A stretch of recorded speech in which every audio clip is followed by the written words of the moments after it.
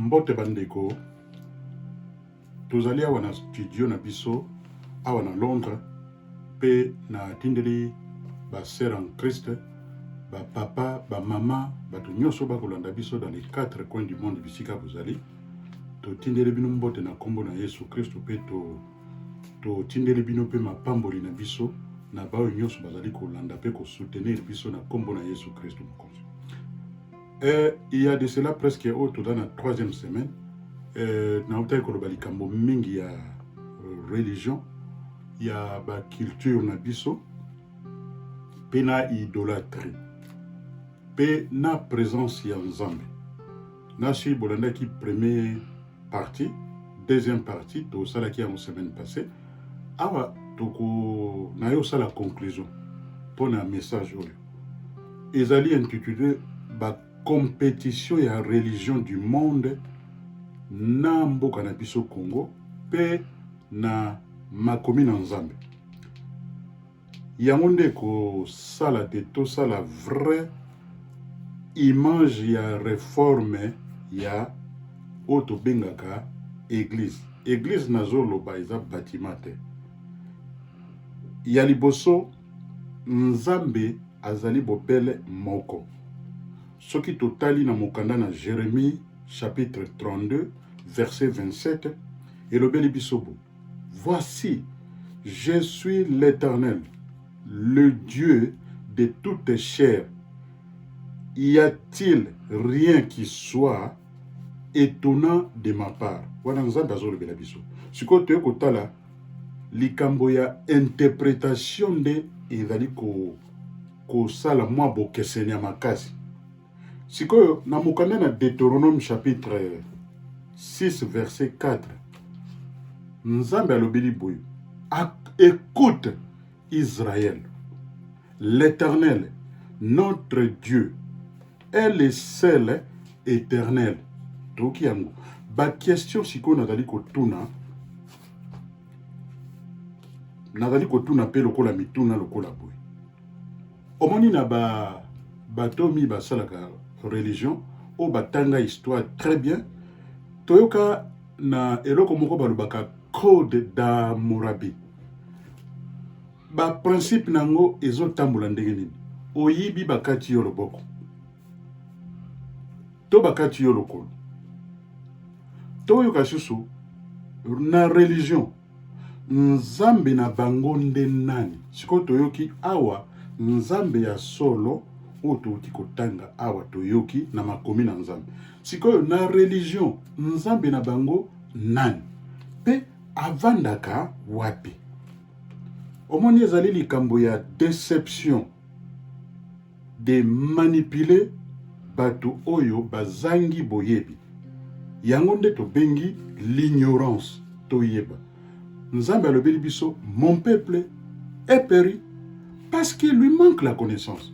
Yango moni ministère o mingi eza kote ya mingi makambo na foi pe makambo na sagesse. Oya na mato ya koyoka ayoki. Religion ezali église te ou bien église chrétienne te. Religion ezali christianisme te. Mais ezali un système qui motomoko azwaki idée. Yo idée na yo na vie oyo tozali ezali nini. Balobi définition ya religion elobi boy. Ko kanga bato. Pe ko limiter bango. Pe ko spiritualiser makambo nyonso sans explication ya mozindo. Tomoni ba religion lokola topesa exemple. Religion lokola ekankar. Balobi ezali ko connecter yo na énergie. Énergie wana source na yango nini. Source na yango eutaka wapi. Totali awa lokola ba franc-maçonnerie toyokaka yango. Balobi ete Lucifer azali Nzambe ya franc-maçonnerie. Nasi na loba yango ba mbale pele. Oya kolinga kozonga tangi na mokanda na Ézéchiel 28 verset 13 na 14. Tokomona ba détail wana nyonso. Mais oyo ya biso nde ezali kosala lokola te ba système na biso ya ba idée tozali na yango et produit quelque chose. Na koya koloba boye pona question de temps na loba boye religion na eko insister ezali bâtiment te kasi ezali concept pe ekomi un système na philosophie na yango. Ba apôtre na place oyo bazali très nécessaire pona ko depesa ba détail ya malamu. Mais tomonaka ba pasteur mingi bazali kote ya bandimi. Ba kote ya bandimi to balanda kaka oyo tobengi kokende na likolo.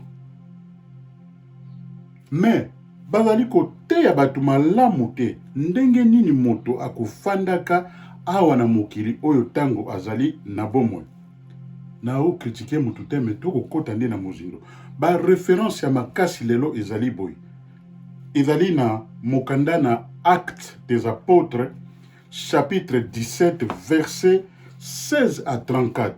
Ezali vraiment mozindo. Oya kozwa tant kolanda video oyo atala na mokanda na Nzambe na Bible okomona ba détail oyo nyonso ndenge ntoma Paul a expliqué biso makambo na ya religion na mozindo.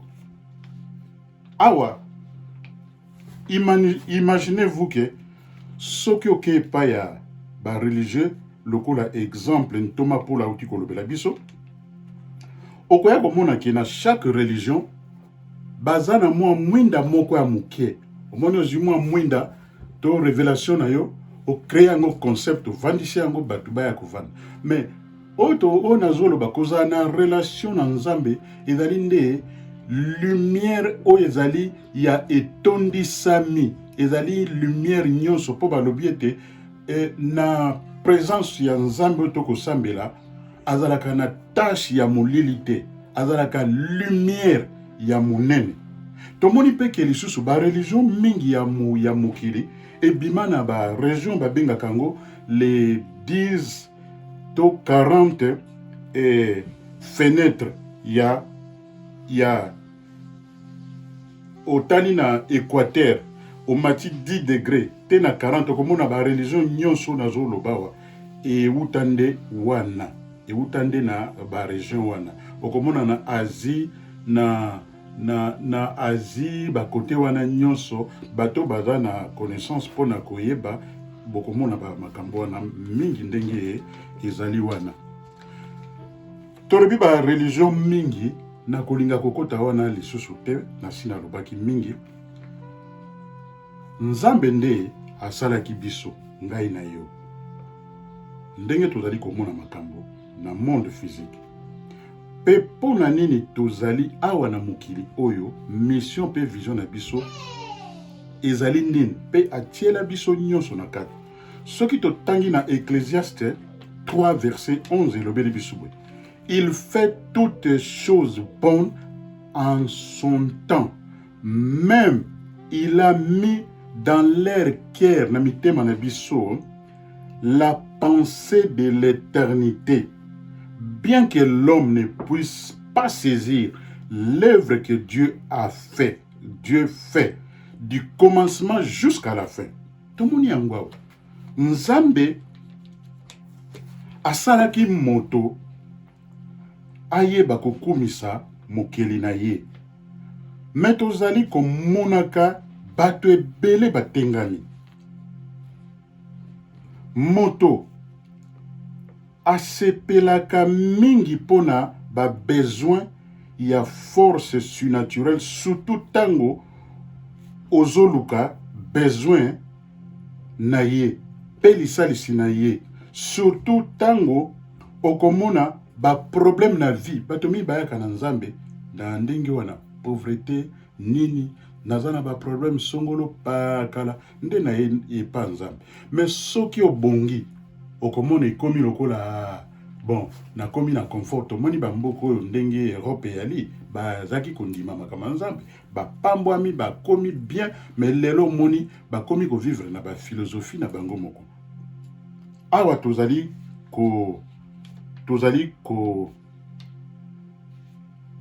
tozala pe totambolaka na bastandard moral mpona baêtre humain na mokanda na Romain 1 chapitre 1 verset 22 24 pe na 25 elobeli biso makambo oyo nyonso na mozindo. Histoire ya religion toyebaka kolakisa bato na mokili olinga moninga na yo na motema na yo, tobatelaka pe baninga malamu bolingo na mitema toyokaka yango mingi. Kolinga moninga na yo lokola omilingaka yo moko. Yesu ateya biso nde yango ba concept wana. Eloko nini esalema soki religion ezali très bien réformée na monde oyo. Tokoya komona ekosala nini? Ba religion du monde na ba église. Tokokoma libre ya kokangolama ya solo sans persécution. Toyebi ke persécution ezali mingi na mokilo surtout na ba chrétien. Bazo souffrir na ba persécution moko énorme parce que pona kombo na Yesu. Lokola balingaka Yesu te, Yesu akoma problème o Yesu azali vraie solution, vrai mwinda na solo. Évangile ya Yesu Christ ezali très puissant. Yango tolingi bato bayeba malamu. Pe bosolo ekangola pe moto akoma né de nouveau. Tozala na liberté ya ko convertir moto sans tozala na bobangi na motema. Exemple na religion musulmane. Soki olingi koyambisa bango Yesu Kristo, soki bato na bango bayebi, en tout cas bakoya kopoma yo. Mais actuellement ba musulman bazomona Yesu Kristo pe bazali ko se convertir bango moko sans muto ate ya bango. Omoni force surnaturelle ya Nzambe wana. Ekozala pe bien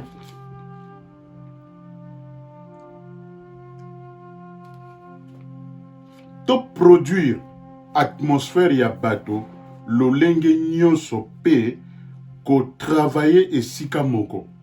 To fungola miso na biso malamu. Tozali ko se limiter na makanisi na biso. Mingi esprit ya kobanga pe hésitation. Yango to benga ngo doute. Na mokanda na Jean 1 chapitre 4 verset 4 le Bible.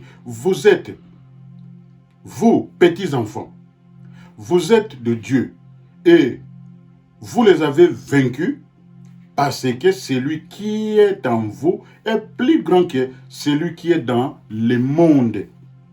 Toyoka ba expérience ya bato mosusu pe ko pénétrer na ba différentes cultures pona Yesu Kristo yango to bima na makambo ya ba mibeko. Kokomisa société malamu pe emonana. Oto bengi évangile social. Balia, balata, bazala na mai ya komela, bazala na bisika ya kovanda. Exemple munene Martin Luther King alobaki likamboyo. Pona mboka ebongwama, pe société ebonga. Kobimisa bato na oppression ya ba système ya boumbo. Toti kotanga awa na verset biblique oyo lobi pire religion. Yango ezali kolobela biso awa ezali na mokanda na Jacques chapitre 1 verset 26 na 27. Balobeli bon. Si quelqu'un croit être religieux sans tenir sa langue en bride, mais en trompant son cœur, la religion de cet homme est vaine. Moni bato ba ko manipula ka bato. La religion pure et sans tâche devant Dieu, notre Père, consiste, Toyoka, à visiter les orphelins, les veuves dans leurs afflictions, et se préserver des souillures du monde. Tomoni ba catholique baza makasi na place wana. Tomoni pe ba musulman pe ba religion du monde mosusu ezali kosala mosala ya munene ya somo. D'ailleurs na ko ajouter Maman Brigitte pe bo mona kaye boyebiye akoleisa batu na mboka na Congo. Azo sala ba orphelinat akoleisa ka batu. Mais ayebi nzambe alobi ete na oyo nzambe atiaki na cœur na ngai tika ete ngai na sala nango. Ezali mosala ya ba pasteur te bandeko. Ezali mosala ya moto nyonso na ba sphère ya influence oyo nzambe alakisi yo. Yango tokobetela ye mpe maboko asali mpe ya ye contribution ya munene. Ezali exemple à suivre. Tu comprendre que Nzambe azali le sauveur de l'humanité en Jésus-Christ. Na 1 Timothée chapitre 4, 10 to moni yango. To komona biloko lokola nini? Ba culture ya monde oyo. Pe société ekoma béni pe mokili. E mona yango polele. Ba cité, ba société, soin na bango malamu. Ba koma raisonnable. Moni ndenge makambo ya religion ya solo ndenge za koloba. Toko mona ba makambo ebele oyo ezali kosala te vraie religion nde yango wana. Awa lisusu na 2 Timothée 4 16 et le Bible. Veille-toi même et sur ton enseignement. Préservé dans ces choses, car en agissant ainsi, tu te sauves toi-même et tu sauveras ceux qui t'écoutent. Tokoma créative, to développer sens ya innovation na makambo tokosala. Tokoma ba gagneur d'âme, yango balobi miracle ya munene ezali ko gagner ba âme ezonga na nkolo. Tango za koleisa batu bayo tuna binani wana omoni Maman Brigitte mama moko avandaka na Londres ayawa akozwa akobimisa ba famille na ba pauvreté batu baza kolia bakomela mai omoni moto aboya ko vivre molai na mokili oyo parce que ye moko même prière ya ko prier e ko sala nini nkola koyoka lo sambo na ye parce que azotala oyo eza na motema na ye non pas oyo eza libanda na ye boko mona ye c'est une belle dame, belle femme, mais azana kerwana ya compassion. Yango wana nde appelo naza kosala yango wana. Tomona batu oyo ba kosala pire religion bakoma pe ko éduquer batu pe babenda batu na ba affaire le monde des affaires. Yango moni Maman Brigitte alobi likambo ya autonomisation ya femme congolaise à se retrouver, à comme équiper, à yeba, à produire, à comme créative, pe innovative. Toyoki ndenge maloba na Nzambe elobi, ba mususu bazala lokola ba pont ya connexion. Ya ko connecter batu. Na bato ba yebite. Nkola sopa onction. Na yona batu nyonso oyo bakoyokaka yo pe kolandaka ba message ya malamu. Mateya echangeaka na yango batu te. Lakisa batu nzela. Mateya combien de batu bayokaka mateya me ba pratikaka yango te. Iyane ke seulement moi nombre moko amuke bayokaka mateya bazotia na pratique lokola mama na biso Brigitte. Yango nako senga appel na bandeko nyonso basalaka biloko oyo lokola exemple ya Maman Brigitte bolanda boyokana to développer pe mboka na biso to sala pe contribution na biso pe to assister notre président oyo azali na vision ya malamu président Félix Antoine Tshisekedi Tshilombo tozana derrière ye yango tobima na boîte ya religion oyo ya mibeko toluka nkolo afungola biso miso pe matoi na biso efungwama pe l'homme intérieur na biso abimisa mwinda wana engala eya munene société ebima na bombo pe kende liboso tokota na dimension surnaturelle ya nzambe to développer ba stratégie pona Yesu Kristo oyo eko oyo azali mwinda ya solo pe kokabola biso te tokwesi oyo nyonso ekoya kokabolisa biso bato na mokili na esprit ya religion mais non pas na religion pire yango religion pire yango nde tozali koluka esala avancement ya communauté ya société ya ekolo mobimba yango nde na kombo na Yesu Kristo message oyo nazalaki nango lelo mpona mokolo na lelo yango wana na salue bino pe na moni ete bolanda ba video oyo bo partager yango bo s'abonner na YouTube na biso pe tozali na auto bengi na page na biso ya ba mateya ba makambo ebele ko banda pe ko bima kuna pona accroissement ya le peuple de Dieu bamona vrai mwinda nde ezali Yesu Kristo tika ete nkola changer mitema na biso abongola makanisi na biso to tambola alongola biso ba jalousie ba biloko ezanga motona makolo tokola pe tokende liboso pe misala na biso emonana na mokilo lokola héritage na kombo na Yesu Kristo. Je vous salue nde tokomi mbala na sima. Glory be to Jesus Christ. Amen.